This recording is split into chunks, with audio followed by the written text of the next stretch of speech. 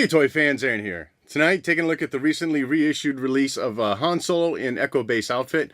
Now I did, like maybe a month ago, just do a review on the original release of this figure. So this video is pretty much going to be just a straight up comparison between the two figures. If you want to know my thoughts on the figure itself, I'll leave a link to that video in the comment section below or in the description below.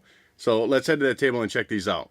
And with that, taking a look at the two versions of the card, left side of your screen is the 2010 release, right side is the 2019, and at a quick glance, things are looking pretty much the same. There are some minor differences here, starting at the top left where the age notification is. Due to the multiple languages now, that layout is just a little bit different. The name pill is different here. This time he is just called Han Solo Echo Base, whereas the 2010 release had the outfit word added. And that name pill was also larger. Photo on the card itself is exactly the same, and while it might look like it's a little bit more cropped on this newer version, that is due to the larger bubble for the figure. Your accessories are laid out differently, and also things, as I said, it's bigger, so it's opened up a little bit more. You get a better view of the action figure that you're getting. And of course, this time around, you don't have the sticker for the free Boba Fett, which makes sense. Backside of the card, lots of changes here. Obviously, the 2019 release is sticking with the newer layout, whereas on the top half of the card for the 2010 release, you had a look at the original vintage version of the card.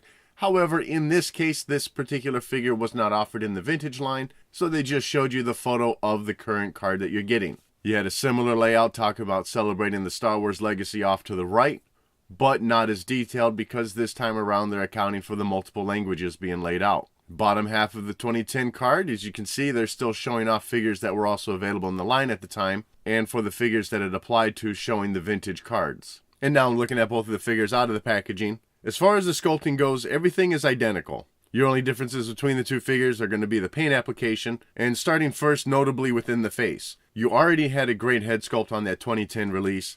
It was one of the better resemblances of Harrison Ford that we received in the action figure line. This time around, they've added that photoreal face painting technology, and it's enhanced that resemblance even more. The figure has certainly benefited from that painting. Your eyebrows are much more appropriate, a little more thinner. On mine, his left eyebrow kind of just heads straight out. It's not the same as the other one.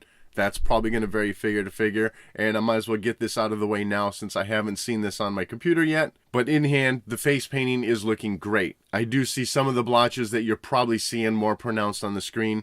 And for me in my hand, a little bit around his right eye and a little bit around the mouth. It's noticeable when I'm holding it about 6 inches away from my face. Aside from that, though, things are looking pretty smooth for that application. And you're also getting a much better flesh tone for the face in comparison to that very pale 2010 release. Carrying on with the rest of that figure, because the photo face painting is not the only difference here. For that fur collar, I think you're getting a little bit better paint detailing in there. There's some darker colors washed in. And for his brown coat, it is a little bit lighter in color this time. And it seems really more so what's going on is that you still have that same darker color of the original coat, but that is just in the little cracks, crevices, the little quilted pattern, and the straight lines of the jacket. It's just all settled in there, so it gives it a little bit more depth and dimension to that jacket. One potential sculpting difference does seem to lie in the hands, but it is possible that since I keep my figure holding the accessories, and it is now 9 years old at this point, that maybe the hands on the older figure have opened up a bit, but on the newer figure, they are closed just a little bit more. He's got a tighter grip, so his blaster is going to be held in place better on this newer version. But like I said, that could just be age. Mine could be stretched out just a tiny bit, and that would make a difference. As for that white shirt underneath the coat, it does seem like it's just a shade darker, a shade yellower on this newer release than the pure white that we had on the 2010 release. That is really splitting hairs, but that's just one thing that's a little bit different. Belt detailing, buckle, holster detailing, all of that looks exactly the same. And it might be a little bit harder to tell, but your brown pant legs are a shade different in color. And also not as glossy. There is a little bit more of a matte finish to this newer release. It's hard to say if that's intentional or not. As I look at the legs of this new figure, oddly, his right leg, left as you look at it on the screen, the calf part of that boot is not as glossy, but yet on his other leg, that calf part is more glossy. So I don't know where the mistake lies in here, if they meant to tone it down and it got missed, or if it just didn't get properly applied to the rest of the figure. As you can see below that ankle joint though on the boot, both of them are a high gloss black, just as they were on the original release. I'm not going to go through articulation since, well, it's the same for both figures, and I already did that in my original review. So we're going to move on to accessories. The same 3 accessories are included, and that's going to be your welding torch, the welding mask, and also his blaster. Starting first with the blaster, and between the two, of course, sculpting is exactly the same. Paint detailing both have the silver on the end of the nozzle and black for the body of the weapon. That coloring of the black is a little bit different between the two. You're getting a much deeper black for this new release. And I feel like you're getting just a little bit better definition within the sculpt on this newer release also. As for the welding torch, you've also got the same sculpt going on here.